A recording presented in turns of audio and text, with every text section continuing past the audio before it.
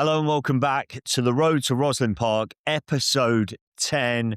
Here we are, the review of the Howden Rosslyn Park National School Sevens, powered by Sox and Sox TV, and it was just immense. I'm Russ McCluskey, he's Phil Greenaway. Mate, let's rip in. Let's go for it. Yeah, mate, listen, just start off by, we want to keep this fairly short and sharp and but also do justice to what was a wonderful week. Just thanks to everybody involved, thanks to everybody who volunteered, everybody who we met along the week. It was absolutely incredible. It was just remarkable, mate, wasn't it? It really was. And everybody who came up and said hello, and we were interviewing people, we were on the commentary, amazing to get around the commentary team, Dave Rogers, Joe Burns, Jack Zorab, Sam Roberts, Lauren Torley, Giselle Maver, Susie Appleby. We even had some guest commentators come up. It was immense, wasn't it? We had parents of boys we've taught. We've had coaches. We had Topsy Ojo. Topsy from the TV came on as well. It was just immense. It really was. But let's just go for it, mate. Monday saw the start of the under-18 boys voile competition, but it saw the one-day competition for the under-14 girls. And, mate, the Waterloo Barbarians from Belgium, what an outfit they were. They came, they saw, they conquered. I mean, if anybody saw that final on RE, it was 48-0 to the team from Belgium. And I tell you what, I'd kept an eye on, and I'm going to give it a go. I'm going to give it another go. I'd struggled with the Welsh names all week. I got to about Thursday, Friday, and I was definitely getting better. Isgol Driffen Aman had played so well, but wowee, they met their maker in that final, didn't they? There was some outfit. Yeah, they were great, weren't they? Probably won't be the first time we mentioned this on the pod, but the standard of the girls' rugby just continues to grow each year. And, fair play to the Waterloo Barbarians. All they do is sevens, and geez, do they do it well. Great atmosphere around the coaching staff, great atmosphere around the supporters. Fantastic to have an international winner, which was just superb. And great for them to get their day on RE1 in front of the live stream and everybody watching them. And what a great story for them as well, that, all their parents and everybody were watching back home in Belgium and getting a chance to see them win that game and be commentated on live. It was just incredible. It was just incredible. And the game beforehand was the plate final, and that was between Ysgol Callan Cymru against St John's School Leatherhead. And again, slightly one-sided. In a sense, it was 35-0, but St John's had done wonderful things to get to that final, hadn't they? That plate final there. So kudos to them. But I think both of those girls' finals in the under-14 competition, we saw, I'm going to say it, the quality of certain individuals. I mean, the limitless player of the tournament in the under-14 Cup, Julie Gem, I mean, she was just ready to go. You felt like she could have competed in the under-16 competition. Her skill set, her athleticism, her understanding of the game, really can't wax lyrical enough, mate. Yeah, and chatting to their coaching staff afterwards, actually, they'd managed her game time quite a bit during the day. They knew how important she was to them, and any time they sort of felt they were clearing a game, they pulled her off the pitch and got the rest on, and gave everybody equal game time across the tournament. So when it came to that final, she was absolutely ready to go, and she was firing. The mention for St John's, great achievement for them to get to the final, and it just felt like a game too far for them, didn't it? It did. And just on St John's, and it's literally a mile up the road from where I live, so I know them incredibly well. And Alice Pedley took the team, and I chatted to her, I think it was just after the semi-final, and she said, look, these are my netball girls. These are my netball girls that we've upskilled on the rugby. She took the team as well. I know she was there with the Director of Sport, Craig Holland. But what an amazing message that is sending to kind of all girls sport, that we're really looking at going, yes, we've added cricket, we've added football, we've added rugby to the girls' menu, if you like. And of course we know, and this is probably a pod for another day, that we're asking a lot of our best sports women. But if you're good at netball, you're going to be okay at rugby. And then it's the contact skills, it's the breakdown, it's that evasion, it's moving with the ball. So just love to see that multi-sport approach. Yeah, and I was lucky enough to watch their semi-final, and the netball skills were on show massively. Their ability to keep the ball alive and, make a netball pass over the top, or just pop the ball back to somebody when they were sort of going near to contact. They really demonstrated those skills brilliantly, and that sort of cross-curricular, you can do more than one sport. Yes, we've got to be a bit careful of managing, but they just had the best day out ever. Yeah, so just to repeat really there, the under-14 plate winners were Ysgol Callan Cymru, and they were not the last Welsh school to win some silverware this week at Rosslyn Park. It felt like the Welsh schools certainly came en masse, didn't they? They really did. But if we move to Tuesday, we again had a one-day girls competition, which was the girls ace competition. So for all those ace colleges, and for the first time ever, but I'm sure, Phil, you'll cast a little bit more light on this. For the first time ever, Hartpury University and Hartpury College didn't win that competition. And in fact, it was City of Oxford College, who have a strong tie to Ealing Trailfinders, who came out on top on RE1 at 5 o'clock, 15-10. But I think both squads, but particularly Hartpury, were hit by a lot of international absence, weren't they? Yeah, they were, but chatting to the Hartpury staff, it's so refreshing because they weren't moaning about the fact they were missing 18 internationals. They were just delighted that they'd been able to give the opportunity to those 12 or 13 girls who'd come down and play with them. And if that's a strength in depth that they've got, and they've got 18 internationals to come back, that shows the strength of that programme, and also why, they were inducted into the inaugural Hall of Fame at Rosslyn Park is Hartpury's programme there. And Mike Hall spoke brilliantly about the development pathway there at Hartpury, and I'm just doing great things. But it was really refreshing to hear that approach, that they weren't, worried about the girls that were missing. They were just solely focused on the opportunity that they'd given, those girls, and what an opportunity it was. Was that the one that went to a golden score, Russ? That was a golden score. It was 10-all at the end of normal time. And it was City of Oxford who went in. And I'm trying to remember the try now. We saw a lot of tries that week, but I think it was a bit of a snipe. I think the scrum half or dummy half was involved. And they came out 15-10. I mean, the celebrations at the end. But as you say, Hartpury were very much gallant in defeat there, and credit and kudos to them. Over on RE2, there was a final. There was the under-18 bowl final. And that was between your old schoolmate, Collegiate, against Oundle, two schools with a fantastic pedigree and history, not just in sevens rugby, but school rugby in general. And the Collegiate boys, Phil Greenaway, for you, they came out on top 24-19, mate. And we spoke to Ollie, haven't we? We spent a bit of time with him, and I know that he was chuffed to bits for that group, particularly the upper six leavers. Yeah, and some really nice stories in there about, the Richard Bryant, who was captain of the first ever sort of Daily Mail winning side back in 1995. His son was playing alongside Paul Whittaker. Sorry, Paul Whittaker was the captain. Richard Bryant was the big ball carrying number 8. So for those two boys to have, their fathers there watching, and see Collegiate, get some silverware after a long time without it, was fantastic for me as an old boy. And I couldn't nip across there and watch there because I was doing some live interviews in and around RE1. But the celebrations on all of those pupils' faces when they finished, it's just a reminder of why sport is so great, and why we love the sport and why we love Rosslyn Park Sevens. So to win the bowl final for them was a fantastic way for them to finish their sporting careers at the school, and a fitting final. The standard of rugby in the bowl final was exceptional. I watched it back that evening, so that was fantastic to see. Yeah, it really was. And I think that's the beauty, isn't it, of sevens tournaments. There's something to play for. You've lost a game earlier on in the piece, maybe day 2, but you've got that pathway there. And I was around every single presentation. I've been given the mic for my dulcet Derbyshire tones all week.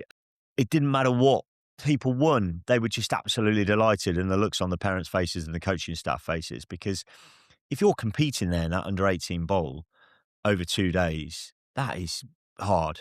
It's hard going. 2 days of sevens rugby at Rosslyn Park. It doesn't matter what you've won, you've earned it. And then that brings us, I suppose, to the first major trophy of the boys' competition, which was the under-18 Vars.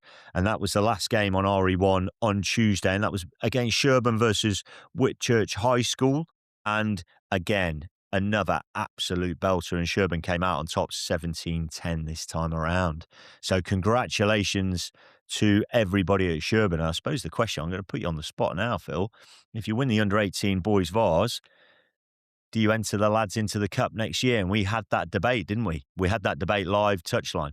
Yeah, talk about being put on the spot. Listen, I think it's a difficult one because you might have 13 leavers in that squad, so you don't know what you've got next year. But that was a talking point all week, wasn't it? About who should be in what tournament. And look, we don't get involved in that. That's not part of our remit. But yeah, look, schools have got to do what they've got to do. But I was back in St Edward's, Oxford. I'd watched them play a couple of times during the week, and they look really, really strong. But again, the standard of the Vars just gets better and better every year.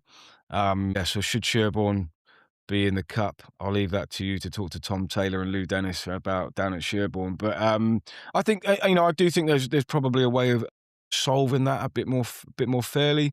Do you take the top 64 from the Daily Mail Trophy and kind of play around with that? Regardless of any of that, again, Whitchurch High School, George Taverner are doing a great job down there. And for anyone who thinks that rugby's on the decline in Wales at the youth level, that's not what we saw this week at all. No, no. If I was a Welsh selector, I'd be thinking, right, all is not too bad. The win against Italy in the final Six Nations game, the Welsh school and Welsh players' performance throughout the week at Rosslyn Park, it was absolutely superb, wasn't it? And the support as well. The people who had travelled far and wide to come and support family members was just immense. So that brings us, and just segueing beautifully, that brings us into Wednesday, which was day 2 of the under-14 competition. Now, we spoke a lot about the under-16 competition being one of the hardest things to win, but actually, if you have a look at the under-14s, similar number of schools, 240 plus, over 2 days. It's not split Vars and Cup. You're all in the melting pot. And I'm just going to draw breath because, my word, did we see a cup final at 5 o'clock on RE1. Ipan Comprehensive versus Millfield. Welsh State School versus, well, the creme de la creme, if you like, of independent school rugby over the last 20, 30 years. Their history we don't need to go on about. Their pedigree we don't need to go on about at all. But it was under 14 rugby in the purest sense, wasn't it? That final with Ipan coming out. Very, very late winners, 29-24. Just, I mean, do you want to tell the story about the two Ipan dads who were stood next to us? They were just loving it, weren't they? Well, again, they'd beaten Collegiate in the semi-final, and I'd managed to get down there with a camera and get some footage from their parents at halftime in that win against Collegiate, which was, again, another really, really good game. And again, the Earpant boys had managed their squad really, really well, and they won that semi-final, brilliantly. But the parents, they weren't expecting to get to day 2. They were all sort of having to book days off work, and it was, a really great story. And, to see them win the final in what was a belter of a final, it really was. Millfield absolutely played their part, and you wouldn't bet against them being right in the mix at under 16s because they had some serious talent on show. So in a couple of years' time, make sure you watch out for those under 16s because they were very, very talented kids, and they're only going to get better under John Mallett's tutorship and Freddie Gabatas, who do such a wonderful job down at Millfield. But Pam was a great story. I caught up with Owen Slott, who wrote a wonderful article in the Times that went out on Saturday about that. So if you get a chance to sort of look back through that, then do so. But a great story. They all play at the same club together, bar one boy. They all go to the same school. Huge community around those boys, making sure that their rugby is developed to the highest possible standard it can be, and the delight on their faces and the parents' faces, and the parents were jumping up and down. We managed to grab an interview with them with a couple of those parents afterwards, and it was sheer elation. It really was. And to your point there, I mean, one of the stories of Rosslyn Park was we got chatting to one of the dads, and he said, start of day 2, they're down for breakfast in the hotel, and his son just looks at him and goes, do we have to bother today, Dad? Can we not just go home? I'm absolutely shattered. He's like, no, come on, we've got to go and play some rugby. And before they know it, they win it. I mean, it's just phenomenal, isn't it? And that boy was overjoyed as he was getting his medal. So, but as you say, fair play to Millfield as well there. They played a massive part in that final. Just before that game was the under-14 plate final. And that was the first time Gordon's School, not too far down the road from me, towards Woking, beat Ipswich School 26-0 in that final. Gordon's a school, actually, that I'd had eyes on at the Surrey Sevens at under 14, and I could see that they had some raw potential, and it really managed to click for them. Sam Richards over the moon, and as I said there, first time the school have ever won anything at Rosslyn Park. Yeah, boys just absolutely chuffed to bits. Another Rosslyn Park story. I know the dad of one of the Gordon's lads, and he just came up to me at the presentation, and he was like, "Oh, he might have to keep playing this rugby. They're a big football family." And he was like, "Blooming heck, he's only gone and won something at Rosslyn Park. We might keep him going for a couple of years." I was like, "Craig, yeah, I'd do it, mate, definitely." Yeah, and testament to the program that they've implemented down there. I think they've always been known for what they're doing at the under 18 level, but clearly they're getting something right further down the school as well. And as you said, just great to see. But again, the quality of rugby on show in that final was superb. It really, really was. And, it was quite an amazing Wednesday, wasn't it? But it was like the dawn before the day of days. If there were ever a day, it was Thursday, wasn't it? I mean, what a day Thursday was. We didn't have a chance to breathe, did we? A couple of coffees, maybe a bacon sandwich at the Edwin Durant tent. But yeah, it's safe to say Thursday was an absolute beast of a day with plenty going on around the traps. And if we just go to, we had the conclusion of the under 16 tournament. And again, I sound like a broken record, probably my favourite, and for many reasons. 2 days, 250 schools, give or take. But it's kind of pre-scholars for me. We know some schools, some of the bigger senior schools will get boys in the sixth form. It's unlikely, and I know scholars come in at different times during their school career, if you like. But the under 16 one feels very pure in that sense, and it just feels like everybody's in there.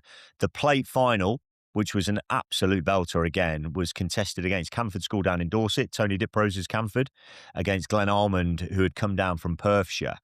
And what a week they had. Their under 18s had done really, really well in the Vars early on. I got chatting to their staff. What a wonderful group of staff, director of sport particularly. And hopefully I've got us a little trip up to Perthshire, Phil, at some stage, which will be nice. Go and see the Scottish countryside. But that played final at 2-5 to Glen Almond, and there's a few clips going around, aren't there, of a certain young man who got the limitless player of the tournament. I mean, did you see the alley-oop round the waist, the little show and go, and then some of the physicality from him as well? I mean, don't get me wrong, it's not a one-man sport and it's not a one-man team, but wowee, what a performance he had in the final. Yeah, he was good, wasn't he? And if you have got a player with that X factor and you can protect them and, give them the ball in a bit of space, then you've got half a chance, haven't you? It reminded me very much of the James Simpson Daniel round the back, the dummy switch to, at Loma all those years ago. That's still on YouTube somewhere, I imagine. And it's just a real shame he dropped it over the line, wasn't it? After all of that. Yeah. But, again, and again, without sounding like a broken record, but it's really hard. That looked like under 18 rugby to me. The physicality that was out there, the quality of the catch pass, the quality of the breakdown work. It genuinely did look like under 18 rugby, and it wouldn't looked out of place in an under 18s sevens tournament until you saw the under 18s tournament, and then you were like, wow, that's a level up. It was amazing, wasn't it? And I think we harp on about this an awful lot, don't we? The skill level, the 20, 25 metre passes off both left and right hand, the sidestep and the speed. But it's the athletic development, isn't it? We were positioned later on in the day at that corner at the players' entrance of RE1 by the Sox Innovation Hub. And when some of those lads were walking past me, I was just laughing with some of the other directors of rugby going, as if we used to play. As if we used to play rugby. Look at the size of some of these boys now, just phenomenal. But then that brought us on to the boys Colts final for the under 16s, and it was Millfield against St Paul's. I mean, and again, we've spoken about Millfield earlier in this pod, but St Paul's School, I mean, to get there, we know Gwyn Page really well, who's been involved in coaching that team, Tom Vickers as well. They were just so delighted to be in that final. They said the boys had shown unbelievable grit, resilience, determination for 2 days. But it was Millfield who came out on top, really showing their class, 26-7 in that under-16 final. But again, there was great rugby played by both sides, mate. Yeah, there was. And I think, St Paul's needed that game to stay tight for a bit longer. If it stayed tight a little bit longer, who knows what would have happened. But I thought Millfield were worthy winners of that final. They shifted the ball really well. They took their opportunities when they were on offer, and actually they managed the game really, really well once they were a couple of scores up, and made St Paul's chase the game, and then sort of lived off a couple of mistakes as St Paul's were really desperately trying to get that next score. But a great final. What an opportunity again for those under 16s lads, and St Paul's have done a great job in developing that squad. We saw one of the lads, the under 15s play. He was a really, really talented lad. So, they've got some good players coming through there at St Paul's. But, I did think that Millfield were absolutely the worthy winners. Yeah, they really were. And then Thursday, we can't finish I suppose I'll review of Thursday without just a couple of amazingly emotional moments for Matt Salter, who sadly passed away for Clifton College director of rugby recently, the last couple of weeks.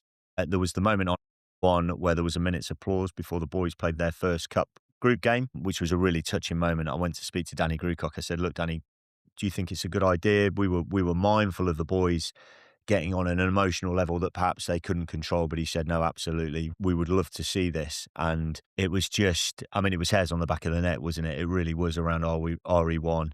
And just an amazingly poignant moment for a great, great man, not just a great rugby man, but a great school man and just a great person in general. And then for the girls under 18s, who Matt would have obviously worked with as well, they had a group game against Marlborough College, which is, we think, the oldest school rugby fixture in kind of English history. And Terry Gilmore and Reby Horton, the team at Marlborough College, had got a shirt together with Matt's number on the back to present to Clifton before that game. And again, Danny got the girls in from both sides. Terry came over with the shirt, did the presentation, and I was very fortunate to be pitch side for that, as you were too, Phil.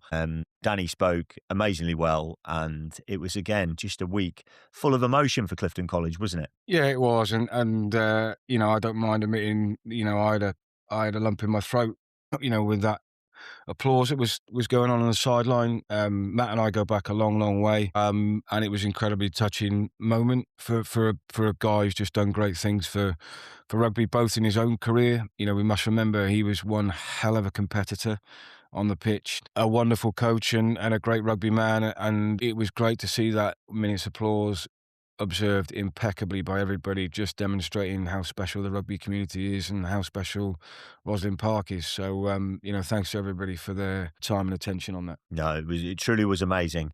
And then that took us on to Friday, the last day, and we felt a little bit sad that it was going to be our last day, and I wasn't ready for it to end.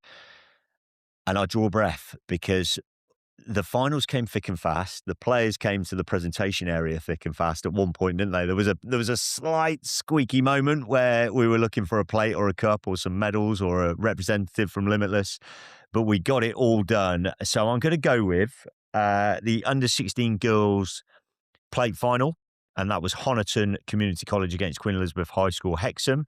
And it was the school from Hexham who took that 19-12. As the girls get older in this competition, the finals get closer and they get really well matched. Some people looked at those under 14 finals, I think, early on in the week and thought, wow, there's still a golfing class. And there's going to be, because there's girls out there who've only played rugby for a year, maybe 18 months. Now we're talking about girls who've played for at least probably 3 or 4 years. So Queen Elizabeth's High School Hexham took the plate final on that one there. We also had the plate final on RE2 for the under 18 girls, and that was in the open category. That was against the Langley Park School.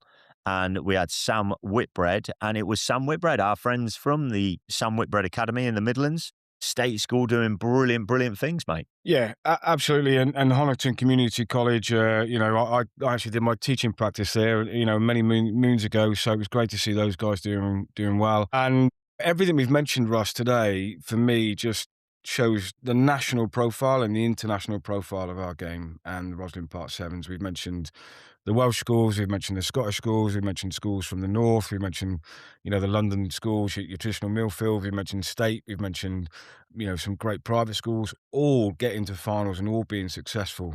And I think it's really important that we acknowledge that.